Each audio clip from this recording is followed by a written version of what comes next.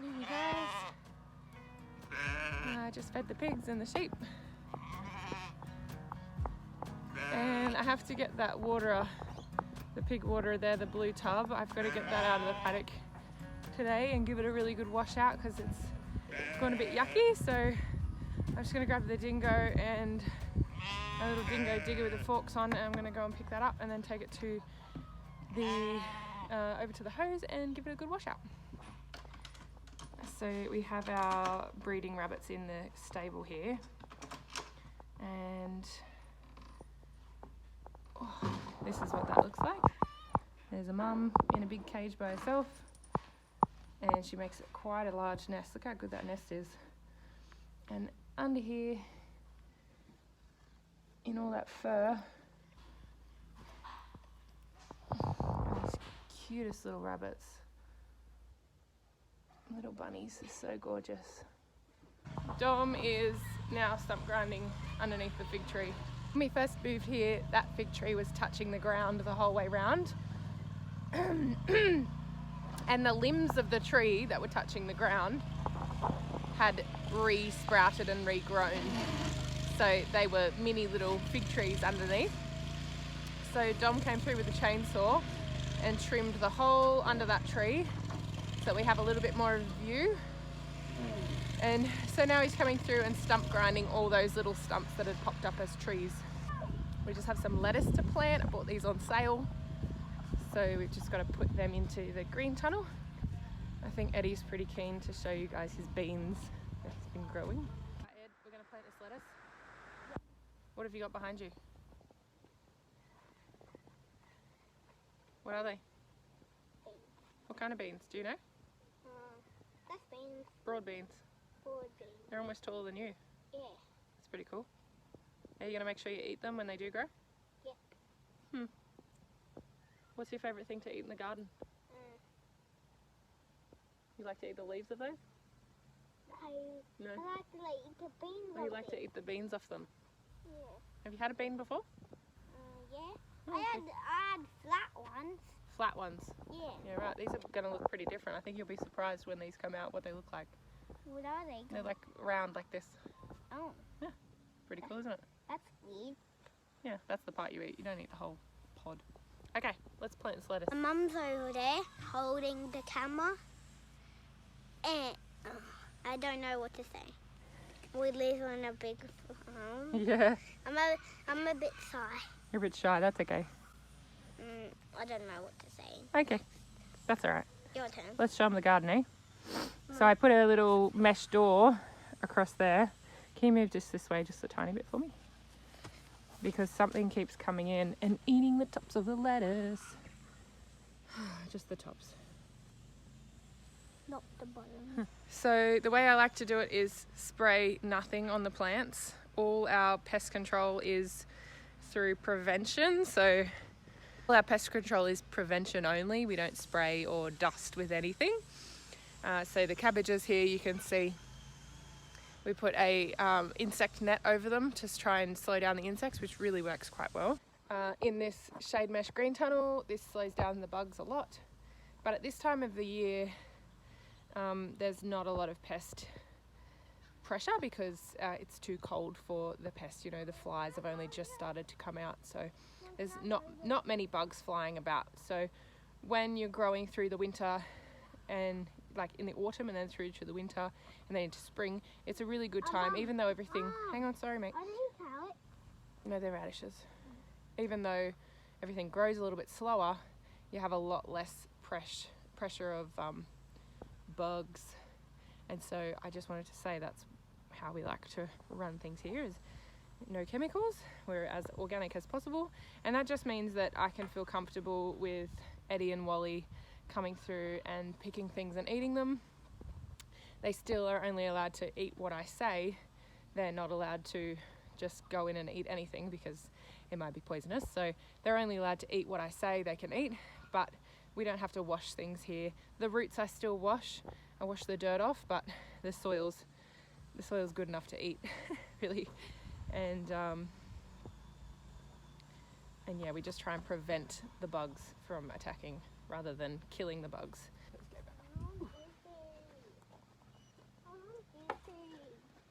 So once the pests do start to show up, we'll need to put a mesh door over that as well. There was one on there last year, but for some reason it broke off. I can't remember why, but there was like a mesh. It's on the ground over there now. There was a mesh door on there, so the bugs couldn't get in. Our only competition for food really is bugs. Bugs really can make or break a garden because we need them to pollinate our food.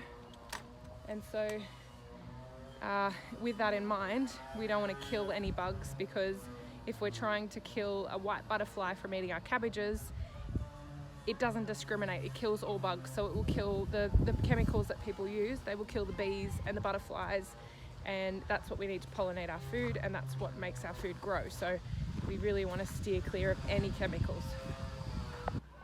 Just coming into the glass house to check how everything is growing.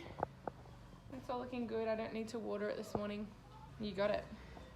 This one here, Big Leaf, it's called Big Mac's pumpkin, and it's like one of those really big, you know, the really big like show pumpkins that grow like bigger than a human. So I'm interested to see, it's going to take a lot of watering. I'm interested to see if I can grow like a massive big pumpkin. Wouldn't that be cool? But most things have popped up. The only thing that's sort of slow is rock melons and watermelons, which I really would like to grow this year. I've never grown rock melons or watermelons on purpose. I've had rock melon vines pop up, but I've never grown one on purpose, so that should be good. What's wrong?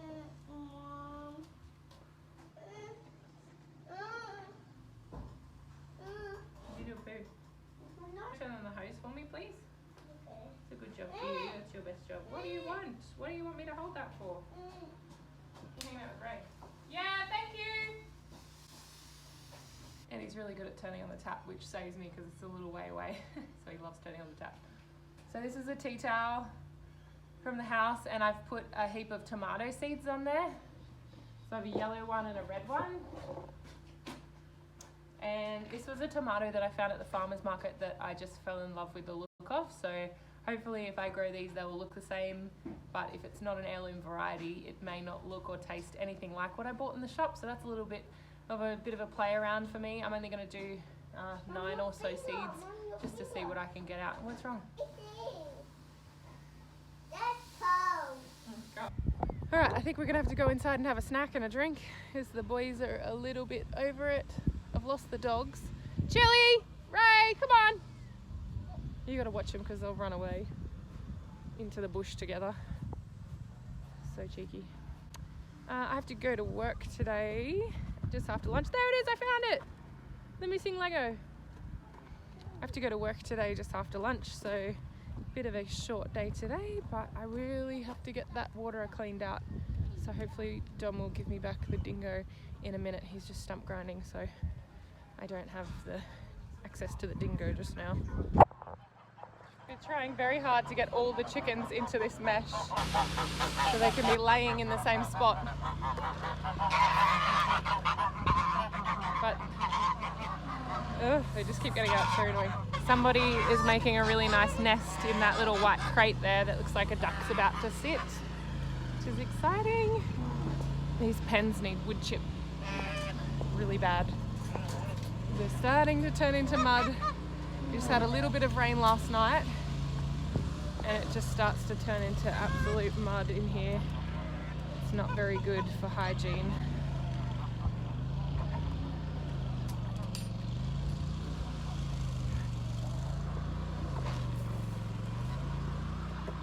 I put this tarp on this year to just try and reduce the amount of mud. It's working a little bit, but I still need wood chip in here. Come on, out you get.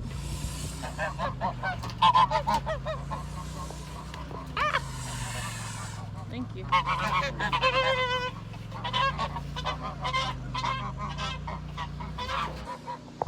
Welcome to the Goose Pen. So in there you can see there's nothing. You can't see anything, right?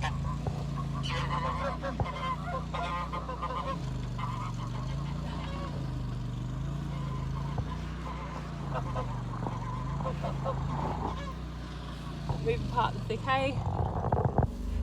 And there's 2 big beautiful goose eggs in there. Oh, I'll get them out really gently to make sure there's no more eggs in there.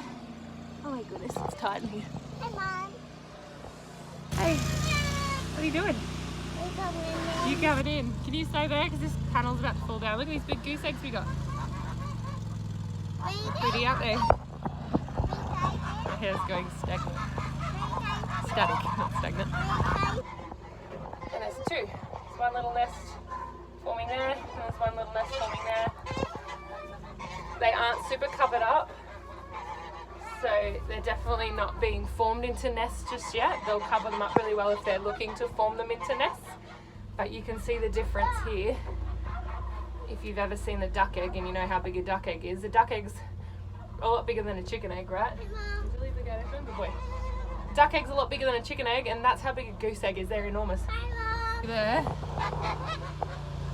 there's a duck that's starting to pull out its down. That's all the feathers.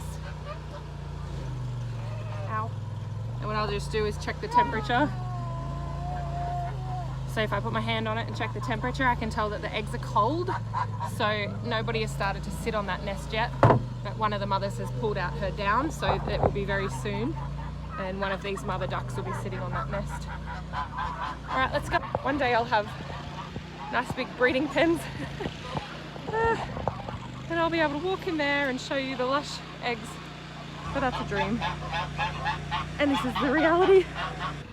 I'm just gonna do their waters. Just going to do the goose waters, and then they'll be done for the day. Chickens have got water. I just got to do the breeding flock too, which is in the other paddock. Just told Dom we'll go in for a cuppa, so he's going to quickly finish up and then we'll go in for some morning tea.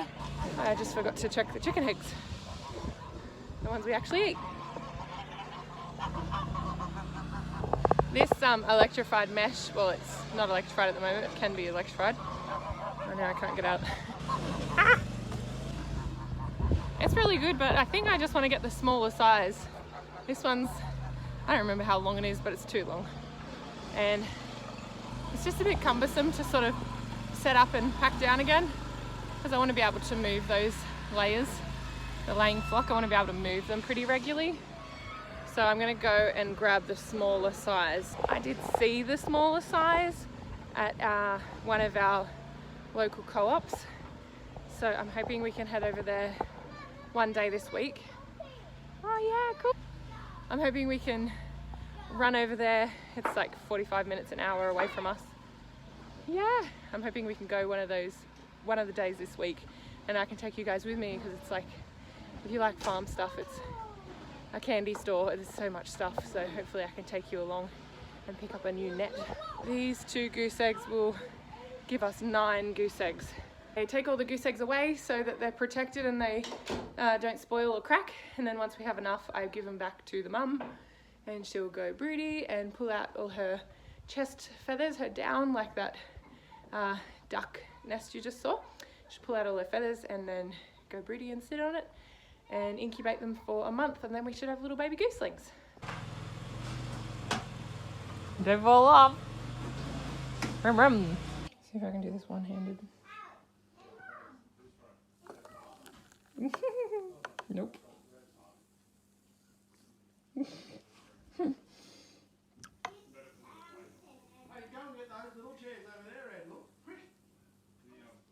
Not bad for one-handed. I'm just waiting for Dom to finish on the dingo. And once he's finished on the dingo, he's going to mow the lawns and whip a snip. So I'm just going to come through and weed the garden just a little bit so that he doesn't have to weed into my plants. And that's going to be the rabbit food for today, because I'm pretty up to date with the weeding in the veggie garden, so I'm going to collect a bit of this grass up and give it to the rabbits for their greens today. You guys coming? Let's go. Nice big bucket, 20 litre bucket worth of grass off to the rabbits to make them nice and happy. Are our growing pigs.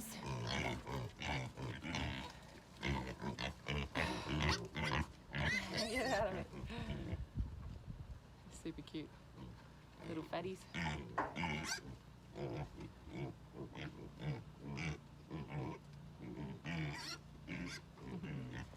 I just have to check that water. I just check that it's coming out nice and fast, which it still is. Did you drop it on yourself, you duffer? Are you okay? Oh, dear, you dropped your Lego and everything. You right? Good thing you're a tough cowboy. I'm not a cowboy. Oh, aren't you? No. You're a tough gardener. Here you go. You drop this. No. I'm a tough farmer. You're a tough farmer. No. What are you, Walt? Don't know. You cowboy? Don't know. Are you cowboy? Don't know. You don't know what you are yet. You farmer? No. Okay. Me Walter. You're Walter, yeah. These guys I've been moving every day with our little dingo digger. This is our farrowing pen. This is where the mothers usually give birth. So these piglets are just growing at the moment. But they've gone all the way along there and up the other side so far. So they're just coming down to the road here and just eating the little bits of grass and bugs and roots and things that they can find. So moving them daily means, can I have that please? Moving them daily just means they've got fresh little bugs and roots to turn over, and also keeps the pen nice and clean if they're not continuously living over the top of their own manure. So that's been working out really well. And Dom has put the, another one bites the dust. Come on mate, up you get. You right? You fall over, bud. You're a duffer. You're a duffer. Looks like Dom's almost finished on the dingo there. Dom has put the water up, the barrel with the water in it. He's hooked it up to the actual cage, so they're pretty independent now. We've just got to make sure that water stays full, which I don't think I've filled it up at all. They don't drink very much over the winter time. And then I just feed them daily a little bit of supplemental food, and then they will help to clear this little plot of land in between our driveway. And one day I hope this will be like a silvo pasture, which is like pasture or like feed grassland for livestock under the trees. That's what a silvo pasture is, pasture under the trees. So it's just got main trees, and as the pigs go we'll probably add some seed down as well and rake it over. We got to stick rake it as well, get a lot of the sticks up, because we had a tree fall down and we chopped it up for firewood, and there's just a little bit left over. Eddie, you can take that back up to the house if you want. That's where we're going now. Yeah, so we've just got to stick rake it once we get our stick rake back off one of our friends. And then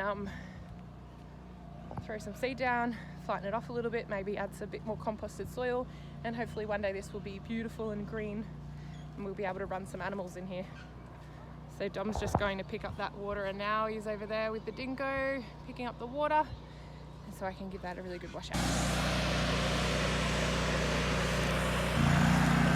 gotta get you guys some legs so I don't have to hold you. Won't be a minute.